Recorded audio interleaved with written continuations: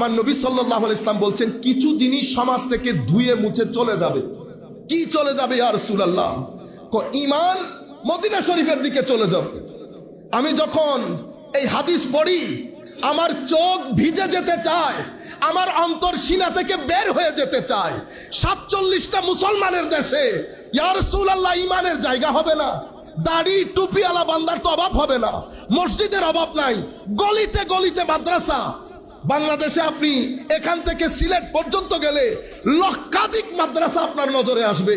অমুক মাদ্রাসা, উম্মতের মাদ্রাসা, ইসলামী মাদ্রাসা, আল কোরআন একাডেমি, একাডেমির কোনো অভাব নাই।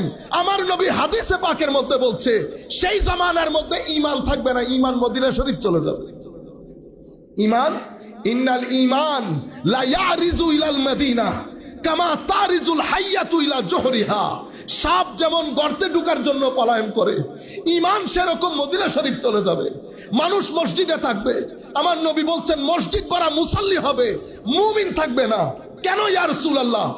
ঈমান কাপড়ে চুপড়ে হয়ে যাবে, ঈমান আনুষ্ঠানিক হয়ে যাবে, ঈমানের যে রূহ সেটা মানুষের ভিতরে থাকবে না। ইয়া রাসূলুল্লাহ ঈমানের রূহ কি? ঈমানের রূহ কুরবতে ইলাহি, ঈমানের রূহ আল্লাহর নৈকট্য, ঈমানের রূহ ভিতরের রূহ, ঈমানের রূহ সত্য কথা বলা, ঈমানের রূহ মানুষকে না ঠকানো, ঈমানের রূহ মানুষের উপর জুলুম না করা, ঈমানের রূহ ভদ্র হওয়া, নম্র হওয়া। তো কি পরিমাণ ভদ্র নম্র হতে হবে? হুজুর গৌসুল আজম যারা কাদেরিয়া তরিকার সাথে সম্পৃক্ততা আছে শুনে রাখেন, আমি বলছি না সব কিছু আনুষ্ঠানিকতা হয়ে গেছে, পীর মুরিদি আনুষ্ঠানিকতা হয়ে গেছে, ওয়াজ তকরির আনুষ্ঠানিকতা হয়ে গেছে। সামান্য টাকার কারণে ইদার উদার হলে ওয়াজে যায় না, ওয়াজে যাওয়ার আগে আমরা অ্যাডভান্স নিয়ে ফেলি। পীর মুরিদকে মুরিদ বানাই পকেট দেখে। এখন তো এমন হয়েছে মুরিদের চেয়ে পীরের সংখ্যা বেশি। আমি তো কিছুদিন আগে ব্রাহ্মণবাড়িয়াতে গেলাম, ব্রাহ্মণবাড়িয়াতে ঘরে ঘরে পীর, ঘরে ঘরে পীর। আমি বলছি আপনারা সব ব্যবসা বাণিজ্য বাদ দিয়ে পীরের এক্সপোর্ট ইম্পোর্ট করেন, ভালো ব্যবসা করতে পারবেন। পৃথিবীর অনেক অঞ্চল আছে যেখানে পীর নাই, এখান থেকে কিছু এক্সপোর্ট করে দিতে পারেন, আর মুরিদ কিছু ইম্পোর্ট করতে পারেন, তাইলে মোটামুটি ব্যবসা বাণিজ্য কিছু, সব কিছু টাকা পয়সার মধ্যে চলে গেছে, রূহ খতম হয়ে গেছে। যারা দ্বীনের নাম দিয়ে, নামাজের নাম দিয়ে একটা ফিতনা ফাসাদের বাজার গরম করেছি, আমরা মনে করছি আমাদের মধ্যে কেউ পুরানো যুগে দিন ধর্ম ছিল না, আগে কিছু জানতাম না, এখন জানছি। এখন নামাজ, আমাদের কাপড় পরিবর্তন হয়ে গেছে, আমাদের মুখে দাড়ি উঠেছে, সিনার মধ্যে হাত দিয়ে বলে আপনার ভিতর পরিবর্তন হয়েছে কিনা। কিভাবে বুঝবেন ভিতরে পরিবর্তন? আদত পরিবর্তন হয়ে যাবে। আদত মানে তোমার ম্যানার্স এবং এটিকেটস পরিবর্তন হবে। ম্যানার্স এবং এটিকেটস কি? ভিতরে আখলাক, আখলাক দেখা যায় না, যেভাবে তোমার শরীর কাপড়ের কারণে দেখা যায় না, তোমার ভিতরের আখলাক বডির কারণে দেখা যায় না। তো এটা বোঝা যায় কি করে? ভিতরে হিংসা থাকলে মুখের ভাষার মধ্যে হিংসা থাকবে। ভিতরে যদি অহংকার থাকে তোমার ফেসিয়াল অ্যাট্রাকশনের মাধ্যমে বোঝা যাবে এই ব্যক্তি অহংকারী। তোমার ভিতরে যদি অশ্লীলতা থাকে তোমার মুখ এবং চোখ দিয়ে বোঝা যাবে। এই অশ্লীলতা, এই হিংসা, এই বিদ্বেষ আমরা ভিতরে রেখে দেই, শুধু অজুর পানি দিয়ে শরীরটা ধৌত করি। আমরা নামাজের মধ্যে চলে যাই, 20 বছর 25 বছর 30 বছর নামাজ পড়েছি, আমরা বুকে হাত দিয়ে বলি একটা দিন সিজদার মধ্যে বাদ ভাঙা জোয়ারের মতো কান্না এসেছে? কোনোদিন হয়েছে? তিলাওয়াতে কোরআন হচ্ছে, আমরা বলতে পারবেন যে আমরা কখনো চিন্তা করেছি না আমরা একজন ভালো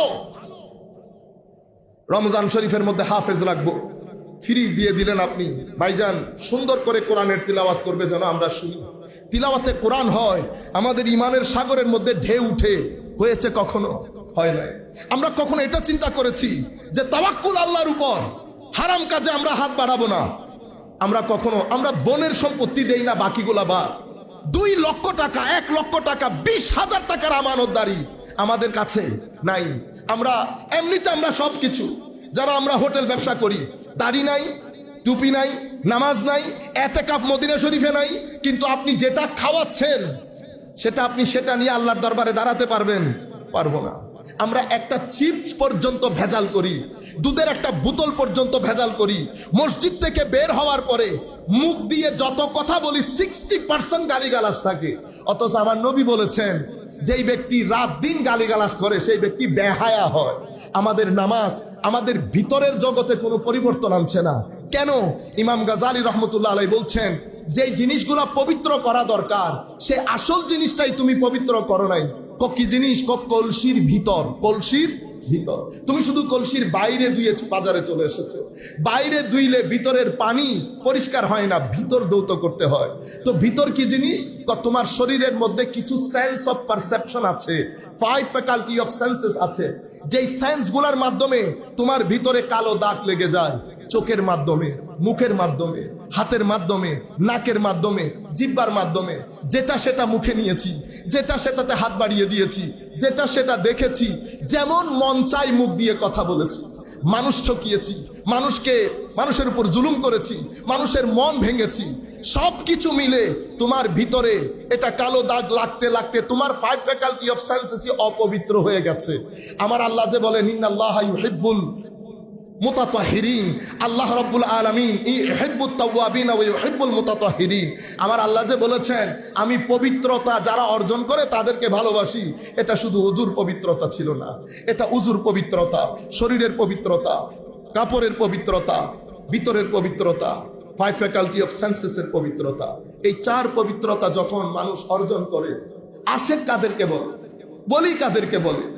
বলি সেই ব্যক্তি যারা 4টা ধাপে নিজেদেরকে পবিত্র করে, শরীর পবিত্র করে, কাপড় পবিত্র করে, 5 ফ্যাকাল্টি অফ সেন্সেসকে পবিত্র করে, চোখ, নাক, মুখ এগুলাকে পবিত্র করে। এগুলা যেই যেই জায়গায় গেলে গুনাহ হয় সেই জায়গা থেকে এগুলার হেফাজত করে। অতঃপর কলবের বর্তনকে ধুয়ে মুছে সাফ করে শুধুমাত্র আল্লাহ রাব্বুল আলামিনের মারেফতের পানি রাখার জন্য বাকি সব কিছুকে বের করে দিয়ে সিলগালা করে দেয়, বাকি সব কিছুকে বের করে দিয়ে সিলগালা করে দেয়। এই 4টা তাহারাত যখন তাদের ভিতরে অর্জিত হয় তখন তারা অতি মাত্রায় আল্লাহর প্রিয় ভাজন হয়ে যায়। যখন আল্লাহর প্রিয় ভাজন হন তখন তাদের মাধ্যমে আল্লাহ কিছু কাজ সংগঠিত করে। আমি আপনাদেরকে সহজ ভাষায় বলে ফেললাম যে ভিতরের জগতের মধ্যে নূর কিভাবে অর্জিত হয়।